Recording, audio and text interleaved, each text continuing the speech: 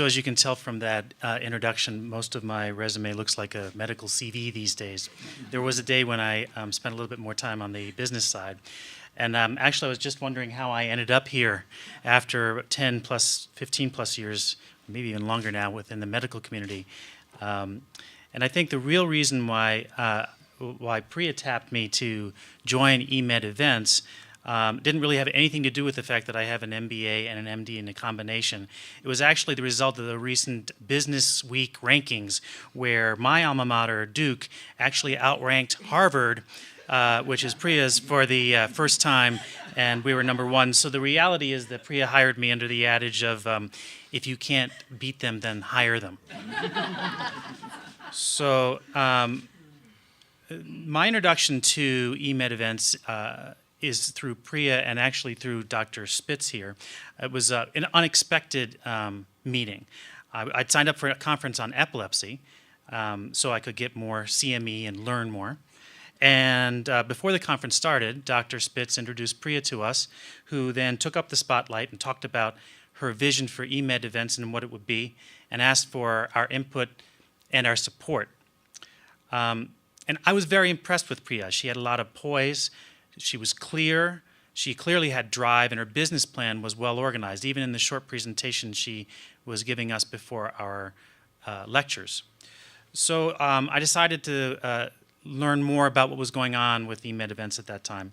And the more that I spoke with Priya that afternoon, I realized that she had several unique characteristics which I thought were important and were probably going to make her a winner.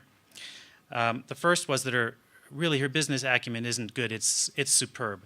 And the business plan that she has laid out and the trajectory for this company is tremendous.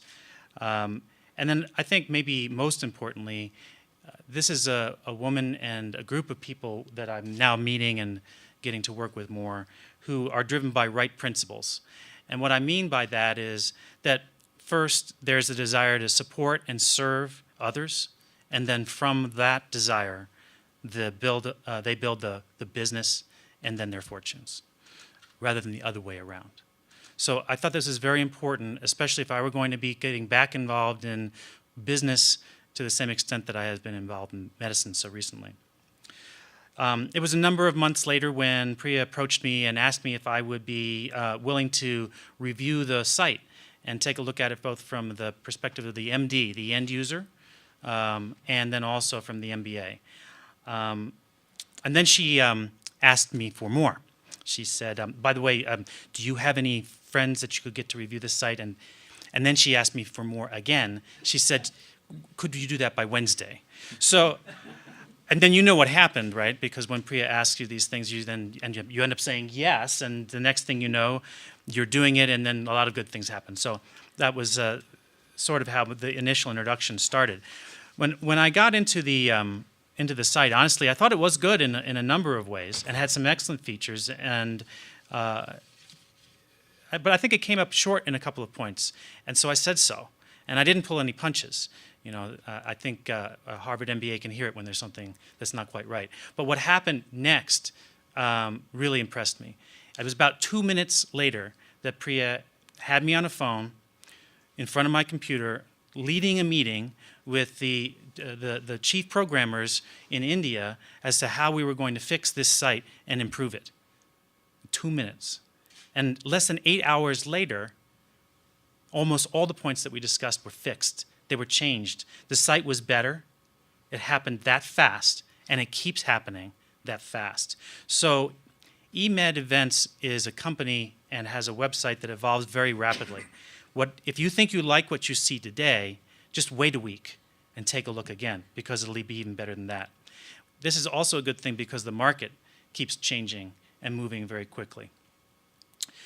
So that was my introduction to the company, and I want to give you a perspective from my perspective as a doctor as to why I think what it's like to be a doctor today, and why I think that Emed Events is going to provide the services that we need.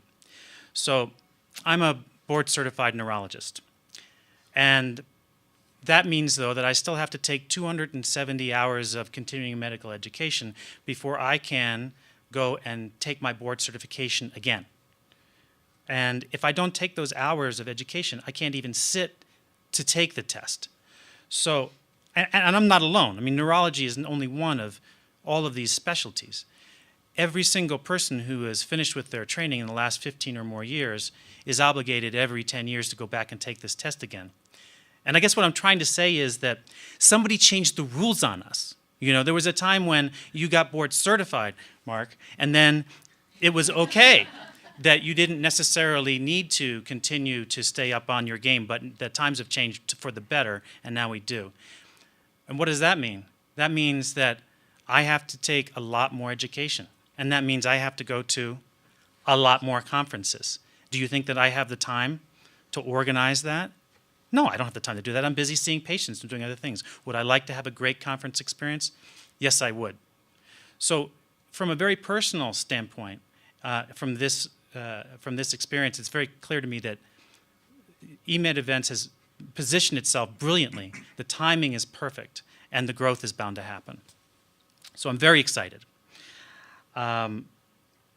With that, I think I'm going to close my comments on this, and I would like to introduce Dr. Mark Spitz. It's actually my great pleasure to do so. Dr. Spitz has been one of my professors when I was a resident. He's absolutely one of the smartest men that I've ever met. One of my favorite teachers. He's been called one of probably the best epileptologists in the state, if not the West.